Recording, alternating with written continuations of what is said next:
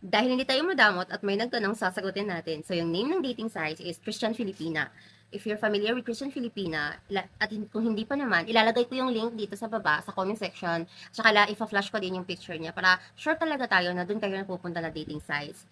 Kung malas naman kayo sa mga Filipino, naku, mag-sign up na kayo sa dating sites. Malay nyo, di ba? Doon yung makihahanap yung the one ninyo. So, doon ko nga na-meet yung asawa ko. And be very careful lang talaga when it comes sa mga ganyan, na mga dating sites. Kasi, kahit anong dating sites pa yan, kung hindi naman tayo genuine sa paghahanap, kung money-money lang, di ba, i-scamin lang natin. Ay, naku, wag naman. Kawawa naman yung mga tao na yun, yung masascam. Kasi naghahanap buhay din sila ng maayos. Kung single naman kayo, gusto nyo talaga maghanap ng true love, malay nyo, dyan pala sa dating sites nyo makikita yung true love nyo. At balikan nyo ako kung dito nyo nahanap yung true love nyo. Tapos sa video ko, hindi nyo nakita to. So, balikan nyo ako dito ha. Pag scam kayo, huwag nyo ko inaano. Charot lang.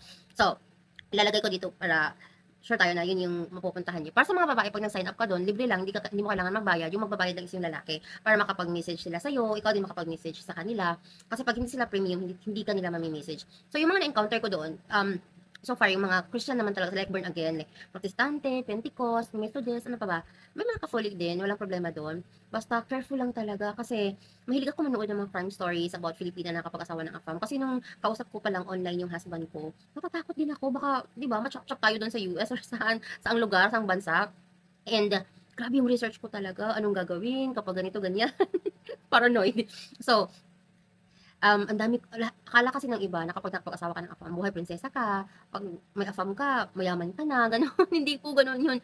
Swerte-swerte lang talaga. May mga AFAM talaga na mayaman na sila. So, pag napangasawa ka nila, buhay prinsesa ka. Eh, pag hindi naman mayaman, eh, hindi, kakayod ka pa din, di ba? So, wala namang problema doon. As long as hindi ka masasaktan, physically, emotionally, kung hindi naman niya nilalapas tangan yung pagkatao mo, or hindi naman siya nagugubyan sa boundaries mo, hindi naman niya basta yung walang sign of abuse, hindi ka niya sinasaktan verbally, lahat. Yung parang feeling mo at peace ka, masaya ka, yung parang pakiramdam mo na, ay, nagsaswak yung mga values niyo, yung belief niyo, yung gano'n. Parang same kayo ng goal sa buhay, na gusto niya na magbumuo ng family, gusto ko din bumuo ng family. Ay, push mo natin. Huwag ka na magpapakipot-kipot pa, di ba?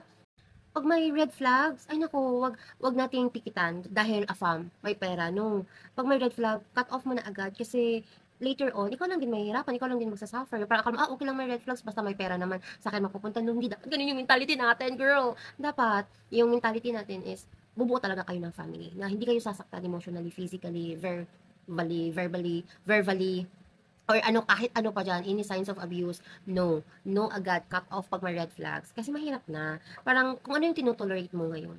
Kasi ikaw din magsasuffer niyan. Kaya careful lang tayo. So, ito yung dating sites na sinasabi ko, The Christian Filipina.